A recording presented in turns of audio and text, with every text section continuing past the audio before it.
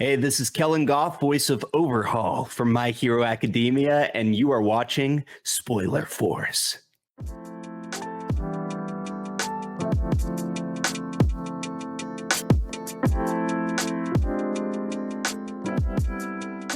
All right, so this is episode 179 of Spoiler Force Podcast. My name is Ricky, and thank you for tuning in. I know it's been a very long time since I've done any recording. By the time this episode airs or drops on like the podcasting platforms or on YouTube, hopefully all the other ones are already edited and done because I still have my Anime Frontier interviews that I got to work on still, and hopefully that'll be up way before this episode drops. So to anyone who's been following the platform or the podcast and all that stuff, thank you guys for being so patient with me. But yeah, I'm very excited for this. Just to have my guest on here. But one more thing. I do want to let you guys know the Spoiler Force SoundCloud account and Twitch account will no longer be active. I won't be doing that stuff unless things change. But until then, everything's still on like Spotify, Apple Podcast, Google Podcasts, and all that stuff. And yeah, so let me bring my guest on here. He is the voice of Overhaul from My Hero Academia. He's also on shows like Attack on Titan, Given. He's also in games like League of Legends, The Last of Us, Five Nights at Freddy's. Let me bring on Kellen Goff. Thank you so much for being on the show today. Hey, thank you for having me, Ricky. Thank you so much for working with the hectic schedule there. I really appreciate the patience. Yeah, no problem, man. Like I said, like things that like that it's out of my control, and I'm. It's not like I'm like, too crazy about scheduling or anything. I'm very flexible, so I'm glad that we've been able to work this out. But yeah, Same, dude, bro. like it's no big deal for me, man. But I'm just glad you're on here, dude. Because honestly, having you to be I guess you would be my last guest for 2023. Oh, wow. Which is great because right around the holiday and all that stuff too. Um, what's great too is like because when you reached out the first time, like when we were talking about on email, you were like, yeah, I've seen you through like What's in My Head podcast too, and shout out to Julian too, Hey, because Julian. I know you're going to be on his show sometime too. Yeah. But I've never gotten that kind of like interaction from an actor. I was like, oh yeah, I found you through in like another podcast. Like I've never had that before. It's always Oh, really? yeah, so it's always me like reaching out, and then they're like, "Oh, okay, yeah, well, I'll jump on the show." I've never had someone like say that, so for me, it felt really good to know, like, Right okay, so on. there's people watching. Yeah, absolutely. No, I was watching the Rico Fajardo episode. Shout out to my boy. And Yes. yeah, I love that guy. And they were talking, and Julian dropped your the Spoiler Force podcast and dropped your name, Ricky. I'm like, oh, what is that? And then I watched through a little, and I saw you would also had Ricky on, or also Rico Ricky had Rico on at some point. So I yeah, gotta be cool if Rico likes you. Yeah, dude, like I gotta say, before we talk about your stuff, Rico is freaking phenomenal. Like I just did a like an interview with him at Anime Frontier, and it was supposed to be like a press style interview because Oh, I okay. thought there was gonna be like more than one more outlet there. But when I got there on that Friday, it was just me and him, and I was like, "Holy shit! Like this is just one-on-one." Right So on. yeah, so I'm working on that right now. So I'm gonna try to get that one out. I bet he loved that. Oh yeah, he did. He loves being, like the personal one-on-one stuff with people. But Yeah. speaking of Rico, man, like I know you voice Overhaul. People should know you voice Overhaul. But Yeah. I was just like, I was talking to Rico about it, like because he on my show he talked about his experience on like how he auditioned for the character Overhaul and Lemillion. Did you have that experience too, like auditioning for both characters? Yeah, well, I had a different character. I Overhaul was the main audition that Colleen Clickenbeard had sent me. Hi, Colleen. And the other one was actually for Sun Eater for Tamaki. And at the time, I had just come back from a convention with what had turned into a bout of bronchitis. So when the audition comes, you got to do it. Whatever you sound like, you got to do it. You just got to try your best to make yourself sound presentable. So it took me 5 or 6 hours, but I eventually got enough takes of both of them to to send in something I was proud of. And Overhaul originally was a bit more growly and like Steve Bloomy kind of thing. But more evil and smokery, obviously, hearing that. And Tamaki sort of just sounded like what Overhaul is now, but a bit more timid. So Colleen came back and said, hey, use the character that you used for Tamaki to read for Overhaul, because that's pretty much in the pocket of the voice I was thinking of for him. And I'm like, okay. That was the impromptu callback.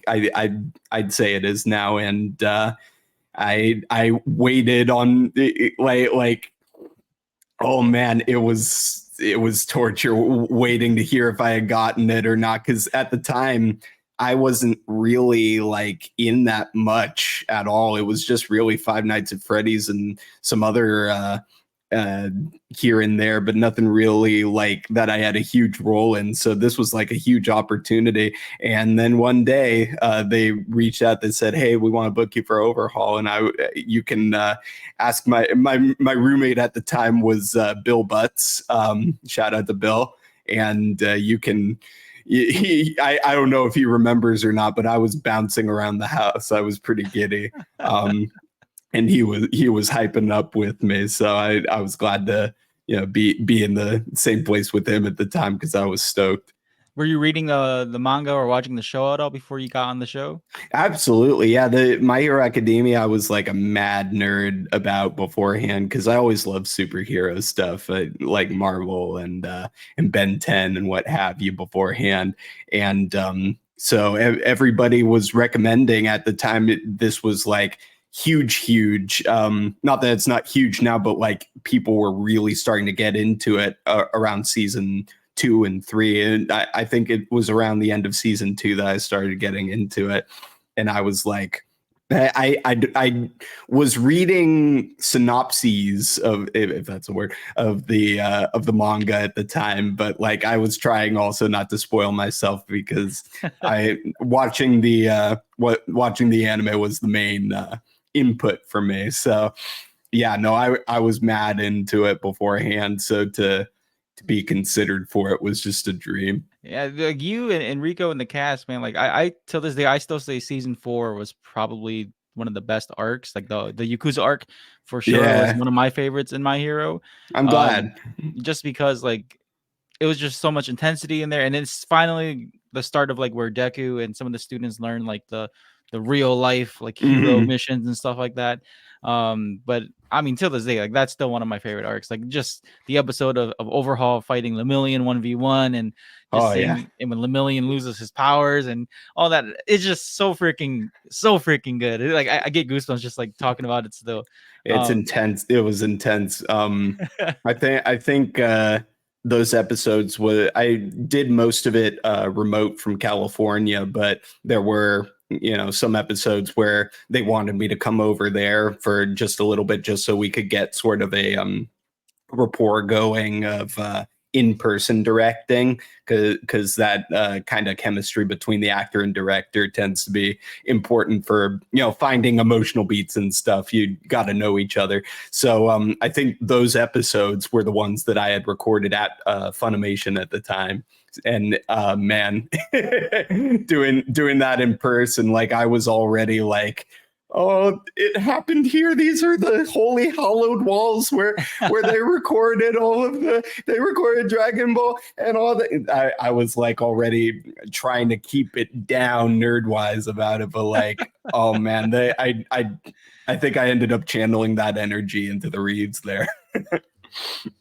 What's your thoughts on I guess on Overhaul's character now, like with the most latest season, him being like losing his hands, and then like he's kind of just broken pretty much as a character since the Shigaraki meeting. Yeah, no, he definitely got humbled. And he needed to get humbled. I think this was like, it depends on who you talk to. I feel like it might have been a little overkill to keep him from being able to take his father figure out of the coma But I don't know why I laughed about that. Um but yeah, no, I seeing him now, it's like, yeah, it sort of confirmed what motivations I was drawing on at the time, that he was everything that Overhaul did, albeit so messed up and such an awful way to go about it, but he was doing it to repay the boss, Pops, for taking him in off of the streets as a child, and he was just trying to raise the Shie Psyche back to where it was. And yeah, it got to a point where the boss condemned him for it, so he ended up putting the boss into a coma just to be like, step aside and let me do this for you, kind of thing, which is messed up. But I think that the scream at the end, I drew on, like, he is realizing he not only failed in paying back his pops, but left him off worse than when he was found. So I think going into where he is now, it's pretty understandable that all he cares about is going back to the boss and begging for forgiveness, because he failed so spectacularly and miserably. The fact, though, that he didn't think at all about Eri in this, I feel like that is, I want to hope that that's a character motivation arc, a character arc beat that Horikoshi will draw on in the future. I want to hope that that's the case, because I feel like me and Rico, we've devised sort of a redemption arc and headcanon in our minds for Overhaul, where he ends up apologizing to Eri, and Eri in turn gives him back his arms, and he ends up being sort of a healer, like Recovery Girl. I really want that to happen, and I think it's possible, but there are different, more important to the plot stories going on at the moment.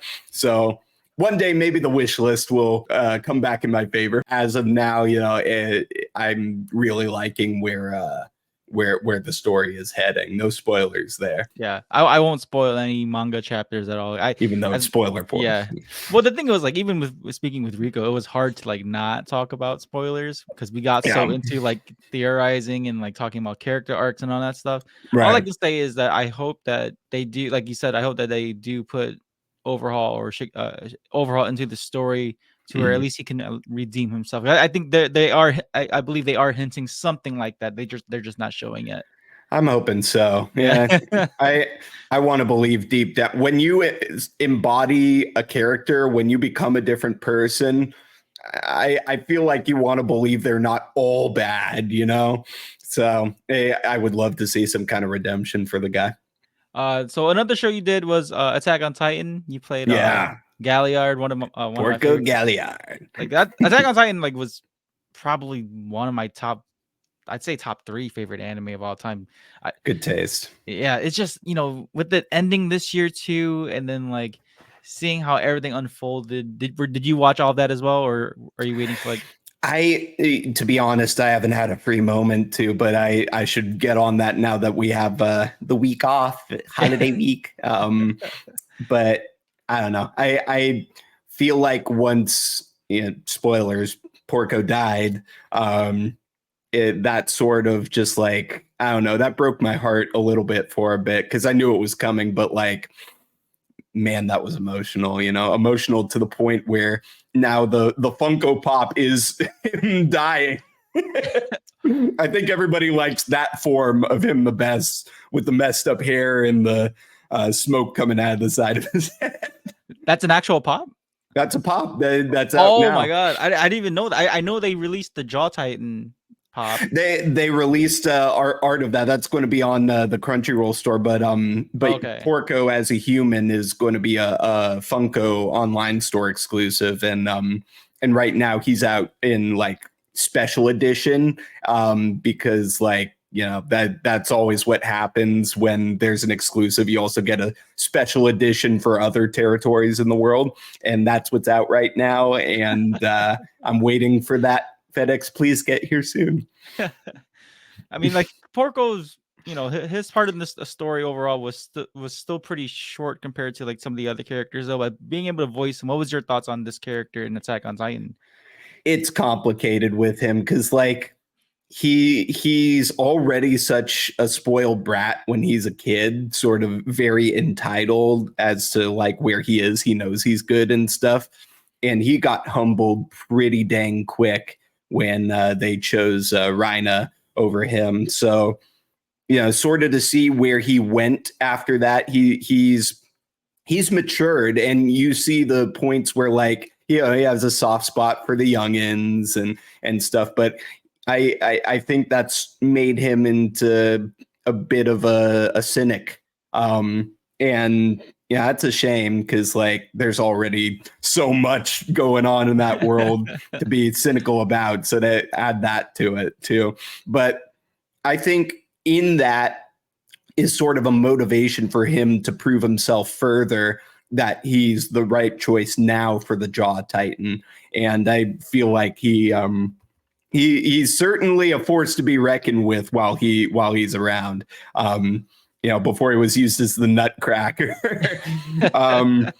Man, that I don't think I've ever screamed harder, save for like Diablo and JoJo's Bizarre Adventure, than that scene where he screams for Aaron to stop. But yeah, no, in a happier timeline, who knows? Maybe he would have had more to do. Maybe we could have delved deeper into his character. I think it was a short arc, but it was a satisfying arc, at least for me, because it was, it started with Rhina taken from him, and then in the end, him being at peace. It was like, yeah, it's what I've always suspected. It should have been me, and I'll know that I'm better as I die right now. Yeah. So that's peace for him, and I love that for him. Yeah, seeing him being able to just like be at peace and then give his power to Falco, like, yep, that scene was I thought was great for just his character, and then just seeing him go like that, it's like, damn, it sucks to live in the world of Attack on Titan, man, because like the deaths are so gruesome.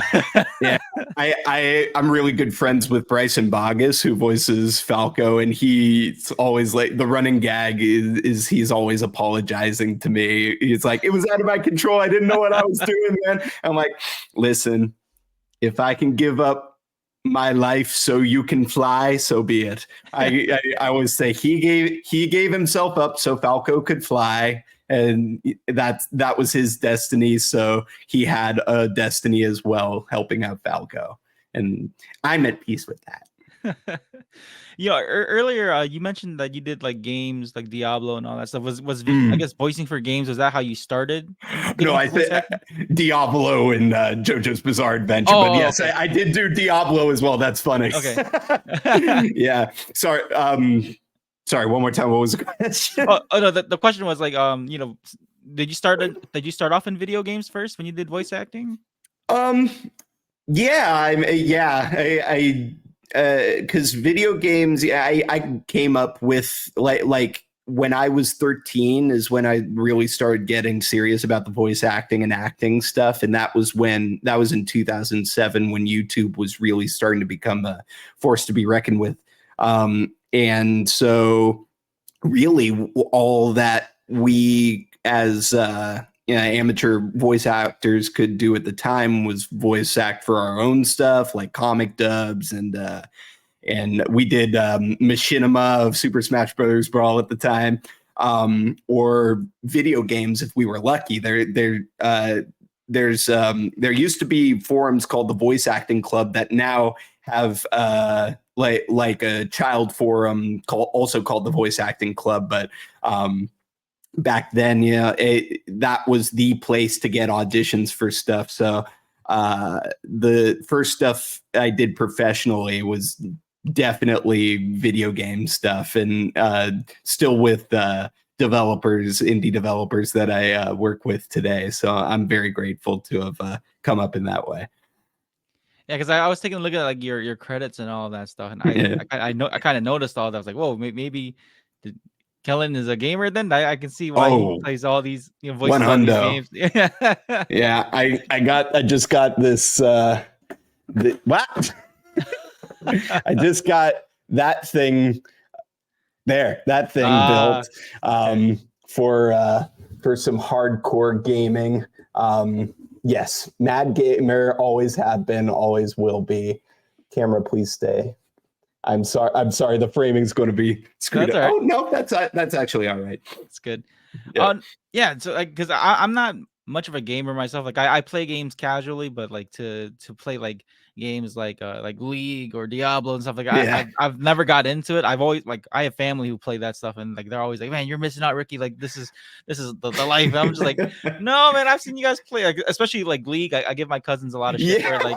like you guys are pretty crazy on League, man. Like when It you're on. gets intense. I've asked people, you enjoy screaming at each other like this? They're like, it's the best part of my day. I'm like, okay, fair enough.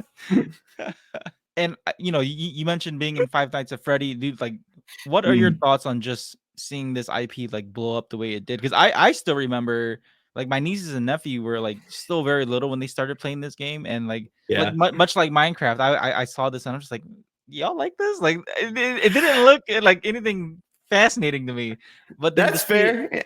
I mean, like whenever I'm like that, I'm like, you know what? I don't get it because it's like not for me. It's for the next generation, right? And Five Nights at Freddy's, the original one, I believe, came out in 2014, and that's when I was like fresh out of high school. So I yeah, I was seeing it as a craze, and I had always loved like the animatronics from Chuck E. Cheese and Rocket Fire Explosion from Showbiz Pizza and stuff.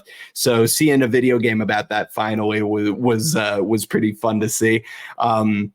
I am kind of a wimp when it comes to horror stuff, so my friends sort of had to force me to play it once, and it confirmed my suspicions that I was a wimp because I ran away. Um, but I knew it was going to be like I didn't know just how big it was going to be back then, but like I saw it coming on as like the big new thing, and seeing it grow and grow and grow was pretty cool to see. You love to see it when like indie developers and people who aren't necessarily tied to AAA studios and huge IPs. We love to see them succeed.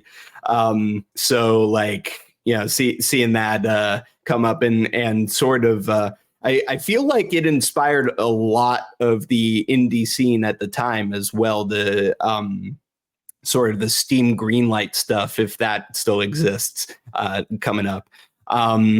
And then the fifth game came along. Scott Cawthon put these things out like 2 a year or something.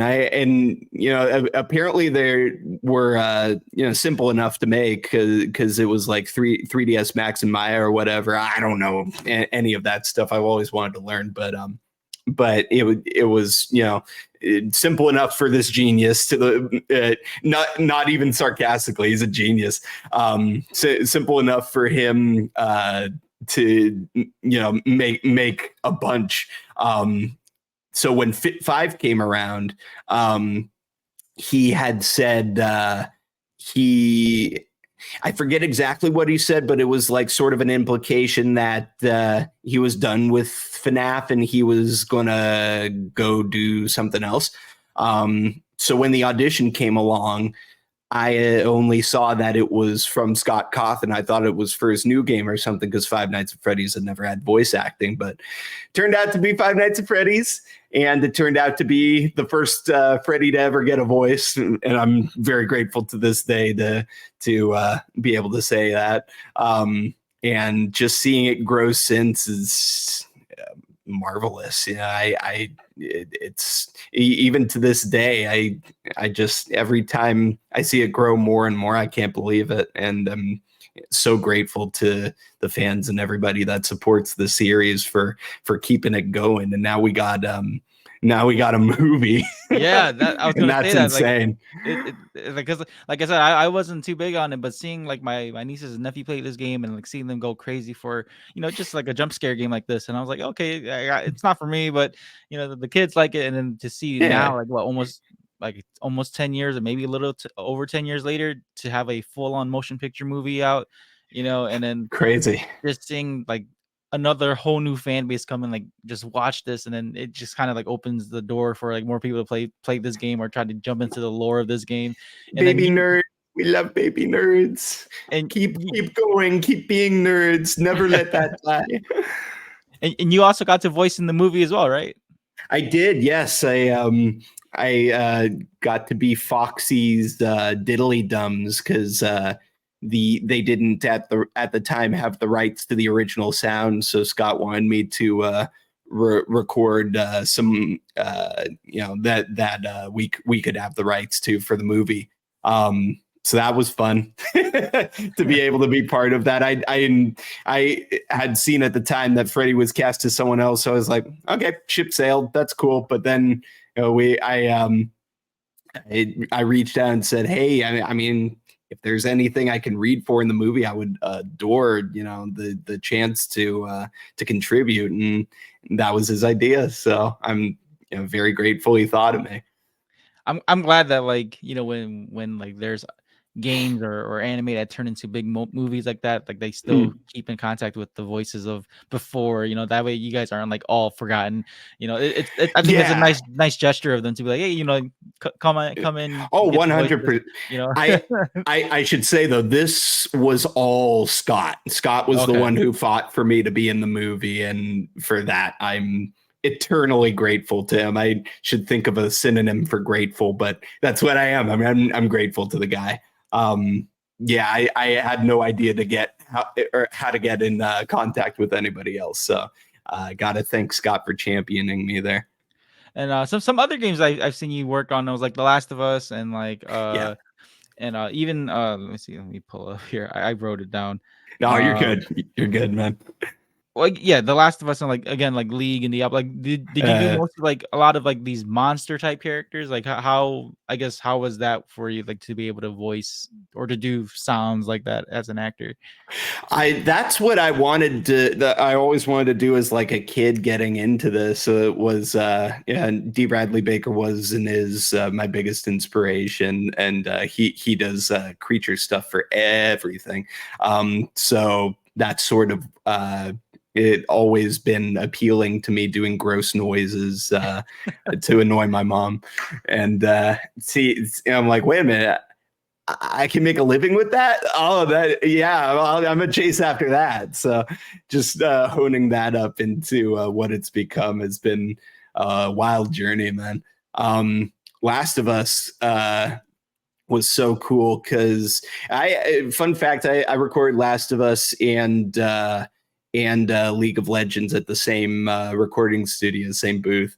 Nice. And at this place, you get this instead of a microphone in front of you. I did have a microphone in front of me for Fiddlesticks, but for the Last of Us stuff, you get this sort of like halfway between a beanie and a yarmulke kind of thing with two lavaliers sticking down, so you look like some kind of weird, sad alien.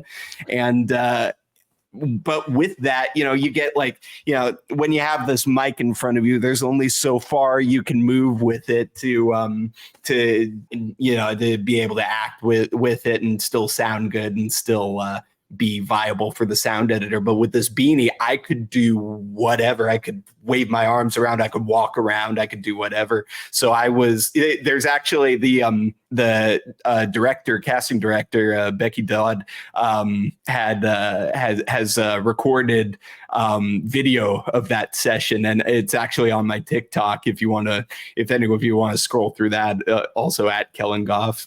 Sorry, I meant to ask, can I plug my TikTok? Yeah. Go ahead. Yeah. Shameless plug, man. At Kellen Goff.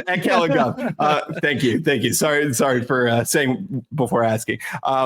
But that's very rare that we'll be allowed to post footage of ourselves actually recording stuff. So, but Becky recorded it herself. So if the casting director does, it's fine. And I asked permission to post it and stuff, and it's fine. And you can see there's like a screen up above me that has like the beta footage of the bloater going around, and I'm sort of like following its movements and its weight and going like, and like moving around with it and stuff. It's just so fun. I wish more games recorded like that, but so far I've only been it's growing, it's spreading. So far I've only been at 2 studios that do that, but they're also like really high up there studios that do a lot of these games. So I'm hoping it only grows from there, because it is so the beanie is so much at least for video games, it's so cool. And you know, the microphone will always be will always be amazing, but this feels like the future. It makes me think of like when you see Benedict Cumberbatch like do the voice for the dragon in The Hobbit. Yeah, he was mocapping. Yeah, it's sort of like that. Absolutely. Yeah, it makes me think of that, because like I think that's a lot easier for actors who do like video games like that, when there's a lot of motion involved and you got to do like creature noises and sure. Yeah, because like, you know, speaking with voice actors on my show, they said like when you're acting in the booth, like because there's no camera on you, you're able to express differently physically and like wave your arms or like make funny faces, and then all they really care about is just the audio that comes out of you. Like that's what they want to capture. Yeah. And, you know, any actor will tell you they prefer to be able to move as a to help the acting along, because, you know, in the theater, on the stage, and that's where most of us cut our teeth, and we're always moving around and using our hands and everything. But in the booth, you know, you do get used to it, but there is sort of like you have to do whatever motions you do with your hands and feet away from the mic, so that the insurance people don't get mad, and in a way where your stomps and flaps and whatever weird noises you're making with your body that isn't your voice don't get captured on the audio as well. And yeah, that's why we always wear loose-fitting clothing into the booth as well. Fun fact. I never knew that. Yeah. It makes a lot of sense now. I guess I can ask you this too, because like I know that with dubbing, stuff's already been like pre-animated. You're just matching flaps on the motions and stuff like that. But you know, when you see like, for example, the Japanese actors who do the voices or anime and stuff like that, and seeing how much like some of them have like a lot of movement, or they're able to move around a lot more in the studio and stuff like that. Oh yeah. You know, what are your thoughts on that? Do you think like maybe, I guess, you know, the studios here in America, do you think they should kind of simulate more something like that when it comes to voice acting too? You know, it would be really, really fun if they did. I admittedly have not gone too far into the recording techniques of Seiyu. But, you know, I have seen that stuff. I saw a video the other day of a Seiyu when it was a scene where someone was like crying on the ground. They got on the ground too with the microphone down there, and they cried as well. And yeah, a lot of the studios that we record in, at least for anime, aren't maybe about half to a quarter of the size as booths in Japan of what I've seen. So yeah, it's tough to be able to move around like that. And I feel like also we're on stricter timetables at times for whatever reason. So, you know, it's we do our best to emulate it so we can keep it going, I believe. But yeah, it would be fun to see that for at least one show where we can like move around and be on the floor and stuff, because that seems so involved, and like it helps the performance and the reads come through way cooler and way more honestly. I would love to see that happen, and I would love to do it. Yeah, I would like. I would love to see actors here in the States do that too. Like I don't know. It just I don't want to like nitpick and course, compare all of that, because like, you know, everyone's work is different. But to see how much like like to see how much these seiyus are acting in Japan, like how they're acting like that, and it's like Mm. it's not even visual. They're all just recording in the booth for the audio. Like I Oh said, yeah. it's insane. Like to see how some of these actors who they just do this in the booth, and I don't know. I think that'd be pretty cool to see like actors here in America like just do that, even if it's like dub or even if it's for like American TV shows, like to see them kind of go through that and see. Yeah. You could probably find some sort of like amazing performance out of that. And I gotta applaud seiyus as well. I always thought before I saw videos of them doing the do that they were recording it like we record a cartoon, and the animators were animating to that. But no, they're recording it with the flaps, like they're dubbing. And I'm not sure if they have any audio to go off of, but like they're creating they're fresh they all their own performances for like stuff that's already been animated. It's different for every actor. I see it as kind of an inspiration, being able to hear the seiyu beforehand and match what they're doing, but they don't have anyone to work off of it, to my knowledge.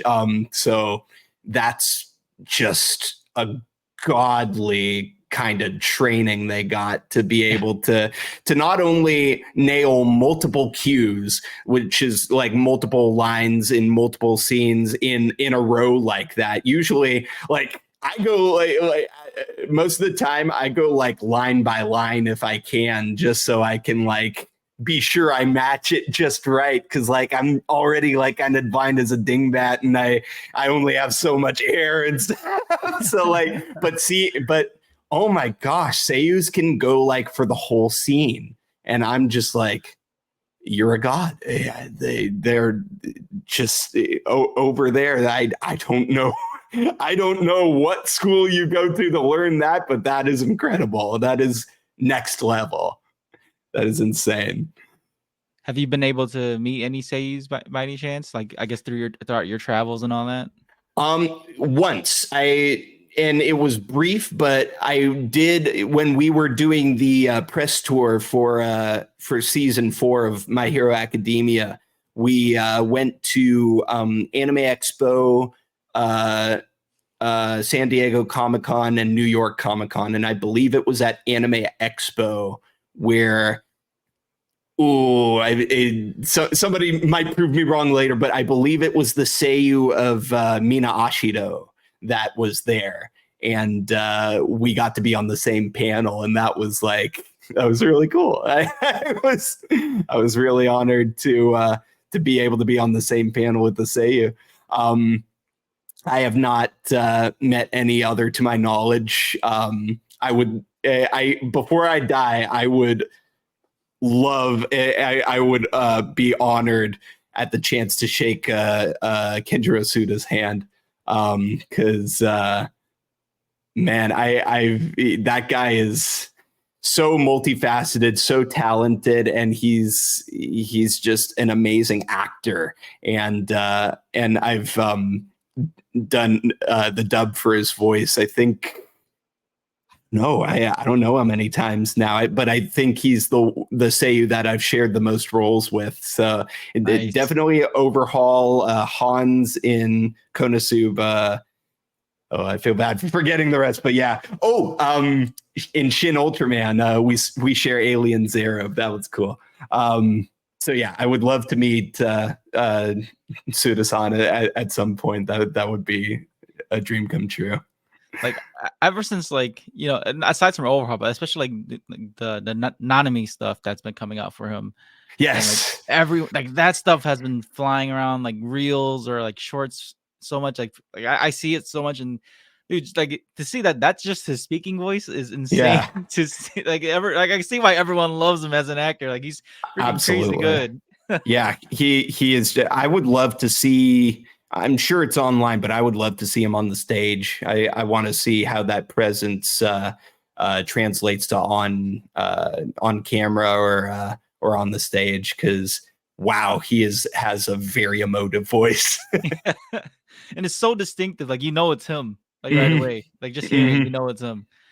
Yep. You brought up Konosuba, man. Out of all things, because I love Konosuba, man. Like I know Uh, Hans was very short lived in the show as well, but it's yeah. so comedically done. You know, like at Oh the my end, gosh.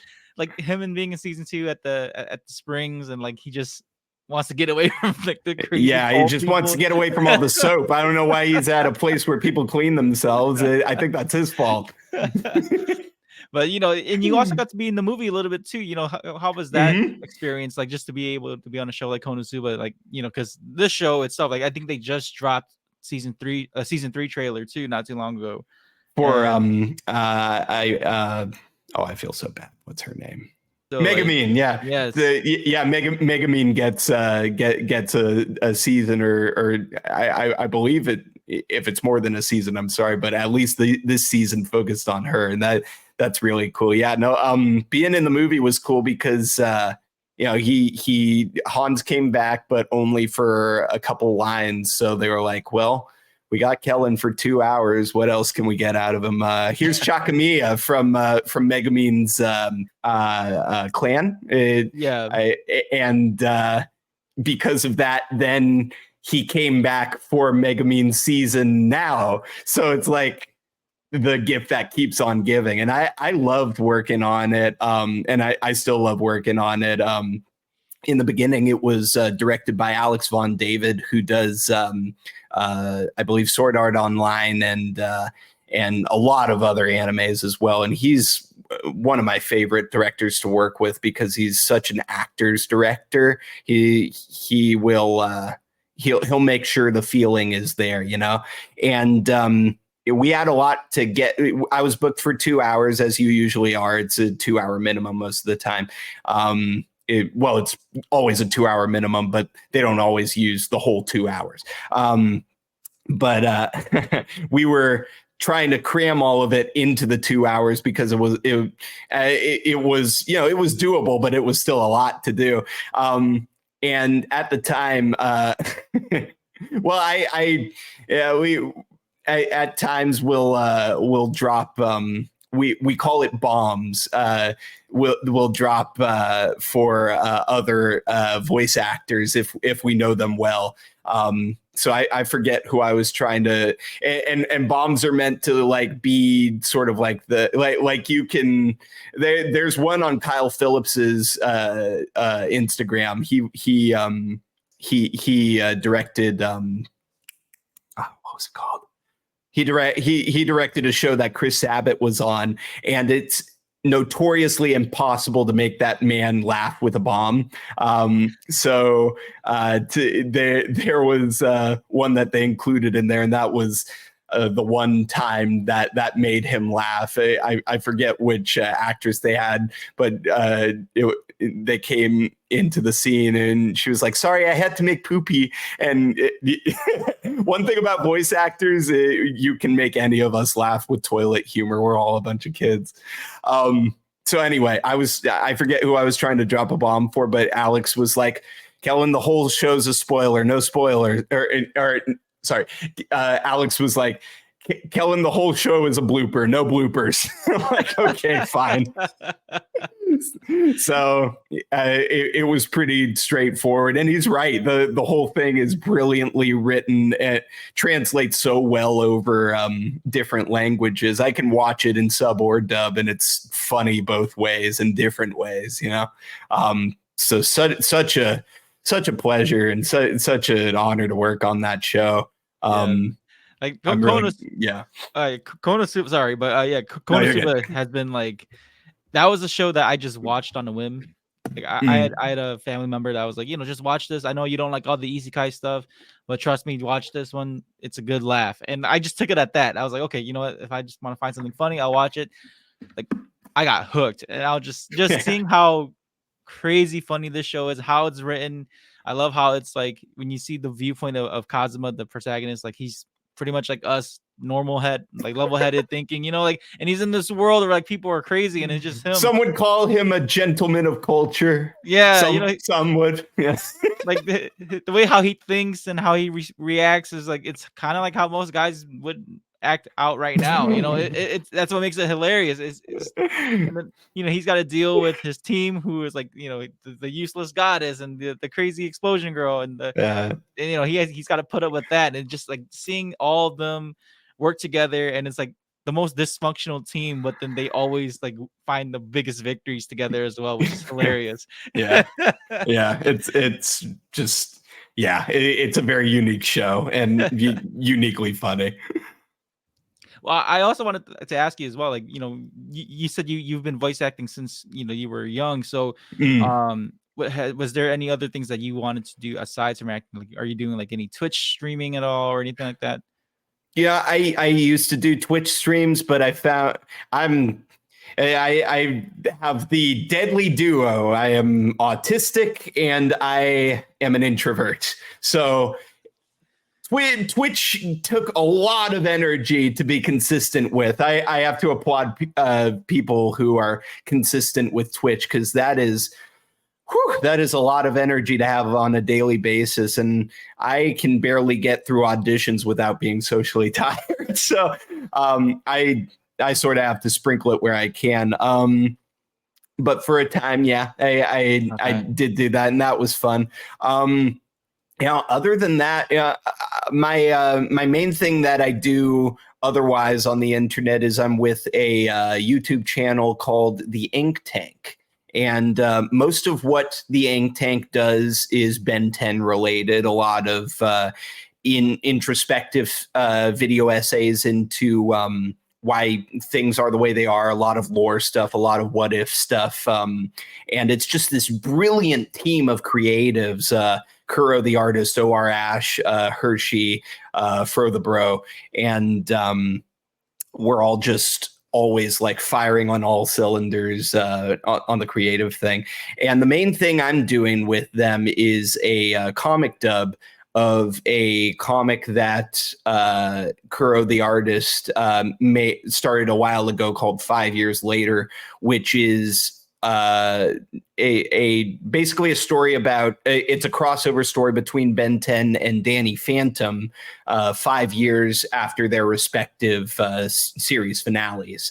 And it's just that's how I found him, and it's amazingly drawn and it's amazingly scripted and stuff. And I was hooked, and I'm like, I gotta give these guys credit. So I got in contact with them, and then it started with a few collabs here and there, and then they wanted to bring me on in full force. So now I'm doing most of the audio and casting, directing, and some voice directing for the comic dub of it. That's premiering on YouTube right now. At the time of this recording, in a couple of days, we're about to release episodes 4 through 6 this week. So that will make us halfway done with the series. But yeah, it's got a lot of voice actors that you know and love. Xander Mobus, Jonah Scott of Beastars fame, Brooke Chalmers of JoJo's fame, and Demon Slayer fame. Just a who's who of, and I'm so grateful to have these guys on. Amari Williams, just the most talented people, and they all bring it, and such amazing impressions of actors that have already existed, combined with amazing performances they give for the original characters. So I'm really excited about this. I hammer away at the audio effects. I'm the audio effects director for it, so I do my best to either make my own audio effects for stuff that doesn't exist yet, or do my best to mimic what the audio people had done on the original shows. And it's so much fun. It's such it's refreshing to have this sort of creative outlet. And after the comic dub, we're going to start making original stuff. So I'm all in, and I'm so grateful it's with these guys. And yeah, I love creating with them. Yeah, that sounds freaking amazing. I'm gonna check that out as well. Like It's a lot of fun. I think you'll have fun with it if you're a fan of those two shows. Well, Kellen, before we do end this recording, I do have some fan questions here. Very good. Very good. So the first one I have here is from fantastic_Lara on Instagram, or Right. fantastic_Lara 97 on Instagram. They made it really general, just like your favorite anime moment. It just in general. Yeah, they didn't specify on this. Oh my gosh. Whoa. I let's see. Man, I don't want to make it one that I've done because I just want to. You know what? The one that comes to mind, I came up with like DBZ and Naruto, and there's this anime called Bobo that's yeah, it's like us know it. Maybe not as known today, but it was Lay Epic Random, the anime, basically. It was very early 2000s humor at the time, just like the very random, and it always made me laugh. And there was one part where where I forget how it was, but they parodied Naruto, and they had like a bunch of shadow clones of like, oh man, I don't know why it made me laugh so much, but like I believe they were all fighting against Soften, which was the guy with a poo for a head. So I don't know. Seeing Naruto in another anime fighting such a ridiculous thing. It wasn't Naruto per se, but it was like Shadow Clone Jutsu kind of thing. So I don't know. That for some reason that comes back to mind. I love a bunch of I loved seeing Goku go Super Saiyan for the first time.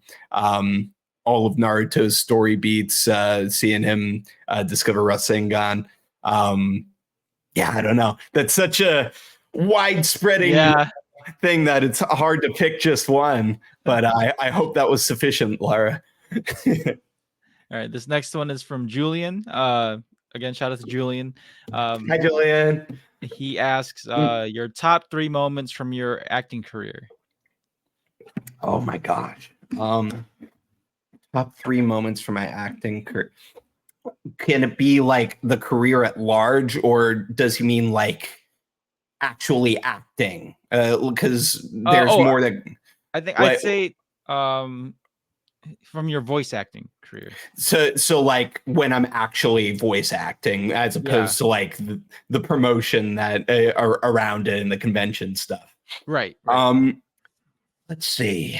Well,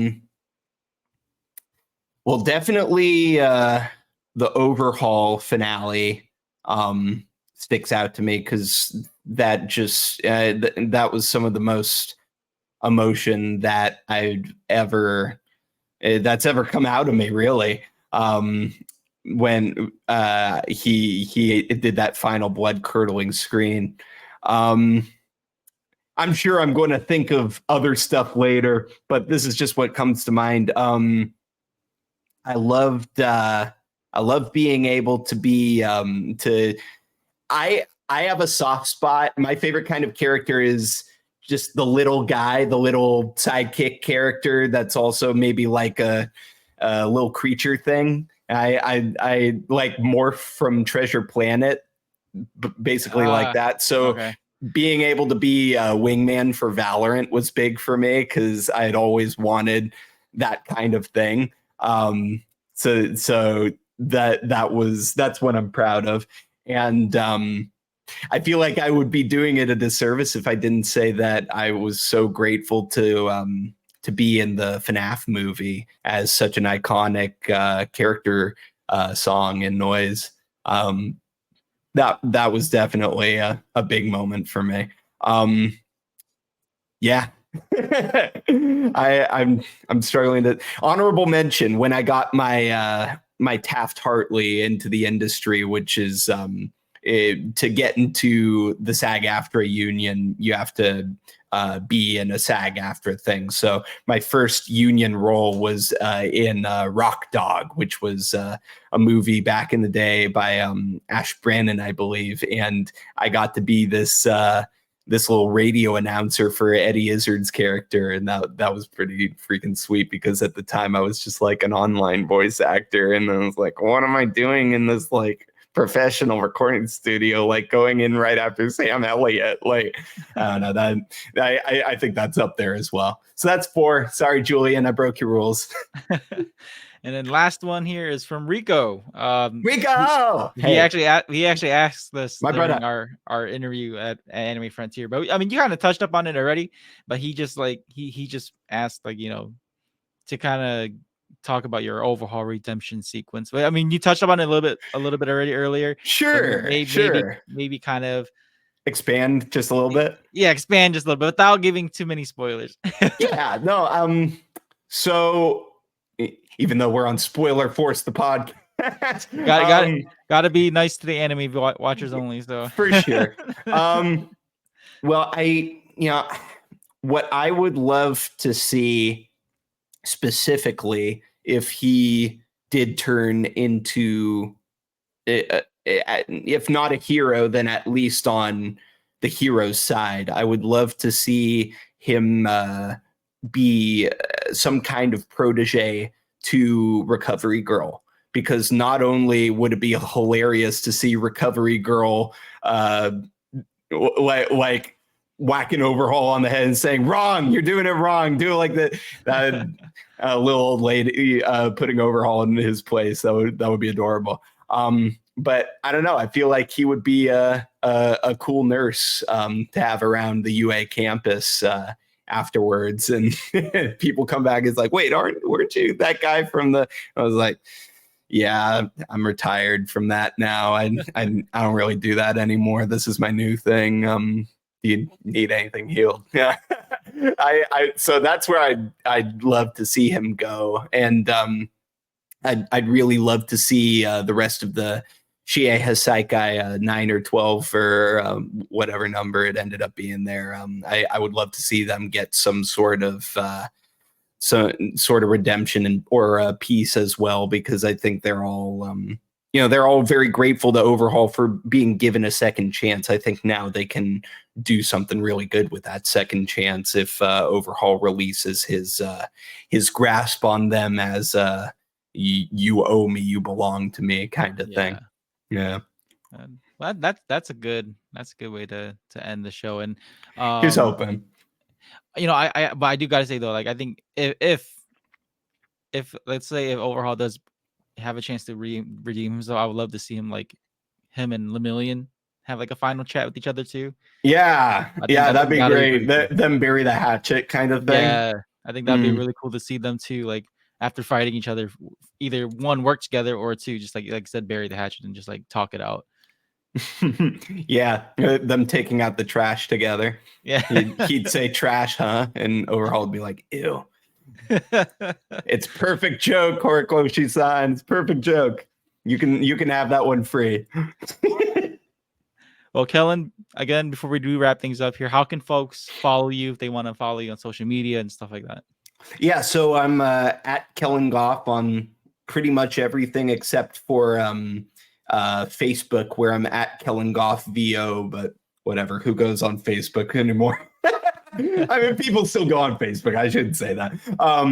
But yeah, no, you can follow my Instagram and Twitter and stuff to see like where I'm going next convention wise, and what I usually make announcements for new projects there first, and maybe one day I'll get into TikTok, but at the moment, I got into voice acting because I like doing stuff with my voice more than my face, but we'll see. We'll see if I can make it. I can make good with some of the Zoomers and the AAers and stuff.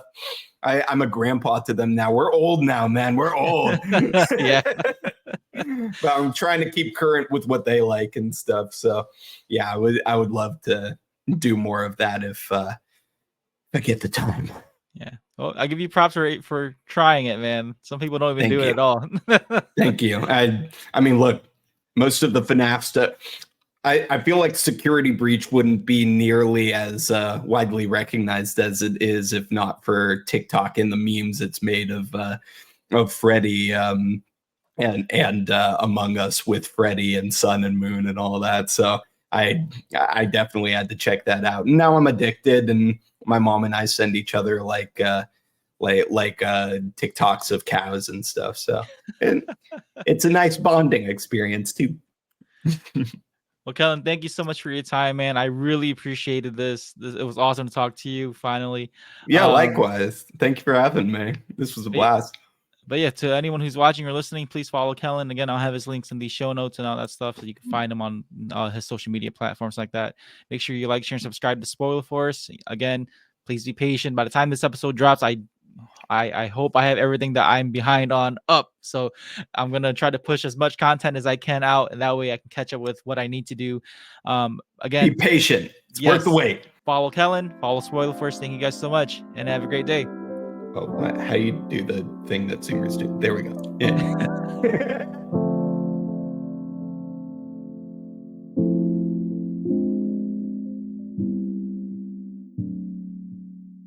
If you enjoyed this episode, make sure to give a review and rate Spoiler Force Podcast. If you want to get all Spoiler Force updates or even peeks at behind the scenes, you can join the Spoiler Force Discord community. And if you'd like to show support, give tips, recommendations, sponsorships, or any collaborations, you can email me at rickyvang92@gmail.com.